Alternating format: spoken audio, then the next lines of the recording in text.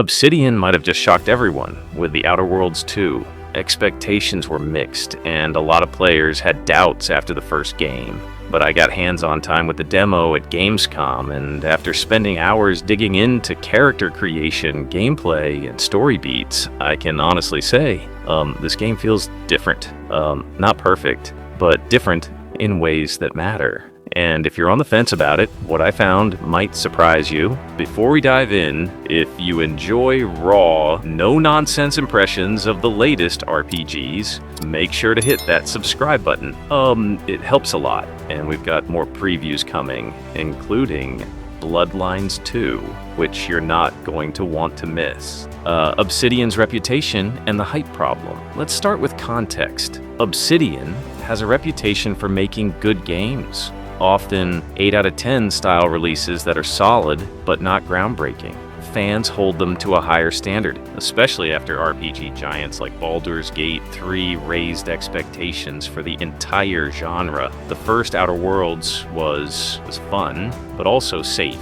Even a little generic, that didn't push boundaries the way people hoped, which left some players skeptical about a sequel. Then there was the price controversy. So when the first previews hit, the game was listed at $80, and not long after, Obsidian quietly dropped the price to $70. Was it fan backlash? Market testing? Coincidence? No one knows for sure, but it definitely raised eyebrows. So going into this demo, the pressure was high.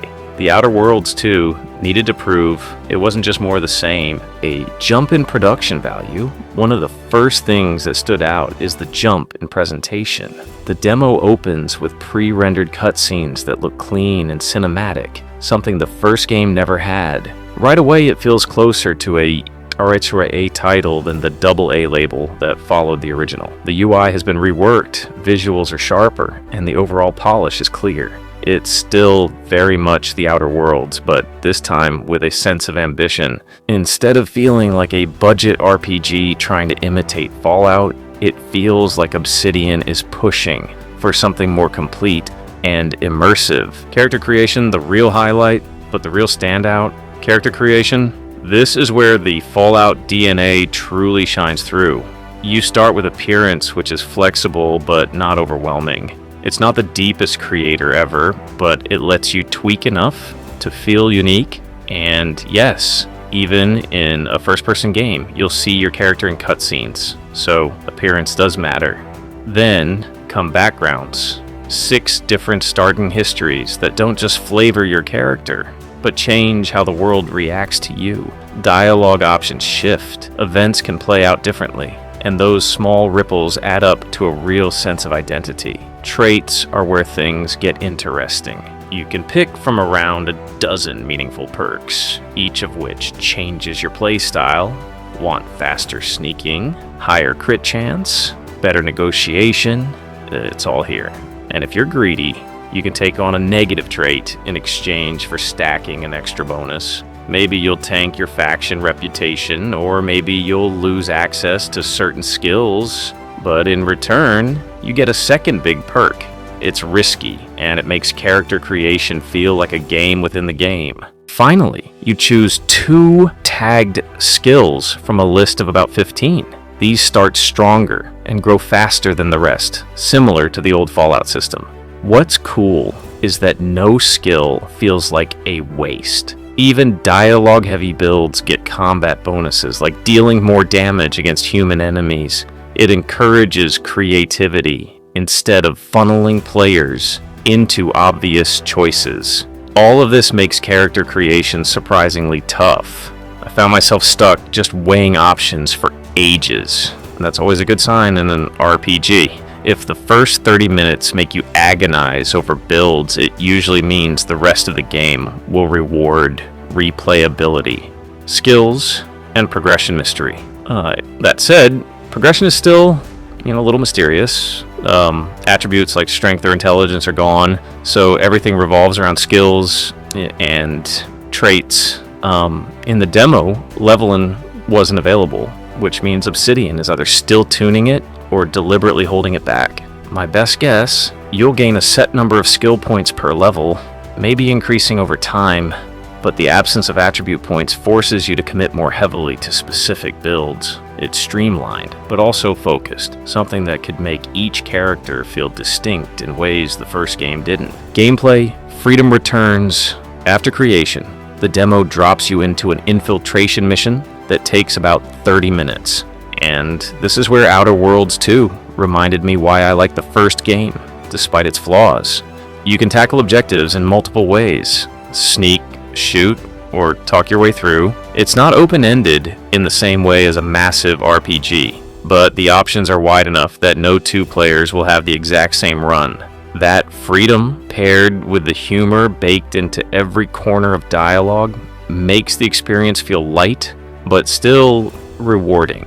The first Outer Worlds was often criticized as fun, but forgettable. So far, the sequel looks like it could shake that label. Humor and tone. And speaking of humor, that's where the personality shines through. Obsidian leans into sarcasm at every opportunity. The writing never takes itself too seriously, and even the trailers mock typical RPG tropes. It's refreshing, and it sets Outer Worlds 2 apart from the current wave of darker, more serious RPGs. If you're looking for gut-wrenching moral dilemmas or grim realism, this probably isn't your game. But if you want a witty, playful RPG with just enough edge to keep things interesting, it absolutely nails that tone. Combat. Still the weak link. Now, let's be clear, combat is better, but it's still not the star of the show. Gunplay feels smoother and more polished than before, but enemy AI isn't gonna blow anyone's mind. Encounters are decent, even fun, but they don't have the same spark you'd expect from a dedicated shooter. The game's strength lies in choice, dialogue, and story, not in firefights. That said, it's not bad. It's serviceable. And honestly, in a game like this, that's enough. Companions, a safe play. Companions are another area that left me with mixed feelings. Obsidian teased 6 different characters, each with unique specialties and personalities. Some look intriguing, others less so. But here's the kicker. There's no romance. Obsidian confirmed that you can't sleep with or romance your companions, and what it feels like they're playing it safe, maybe avoiding controversy, but in doing so, they've stripped away a layer of immersion. Relationships, whether platonic or romantic, are a huge part of what made RPG companions memorable in the past. Without that, the system risks feeling a little shallow. We'll have to see how it plays out in the full release. Final thoughts and hype level. So where does that leave us? After a few hours with the demo, I walked away more impressed than I expected. The Outer Worlds 2 feels sharper, funnier, and more ambitious than the first. Character creation is easily the standout. Humor is intact, and the freedom of choice is as enjoyable as ever. Combat isn't groundbreaking, and the safe approach to companions is a disappointment, but neither of those hold it back from being genuinely fun. October is going to be stacked with massive releases, and the Outer Worlds 2 has a real fight on its hands to stand out, but if what I played is any indication, this could be the surprise RPG of the season. And if you thought this was interesting, wait until you see what I have to say about Vampire: The Masquerade Bloodlines 2. That one shocked me even more, and you'll hear all about it in the next video. So, what do you think? Has the Outer Worlds 2 won you over, or are you still skeptical? Let me know in the comments. And if you enjoyed this breakdown, hit like and subscribe. It helps more than you think and keeps the previews coming.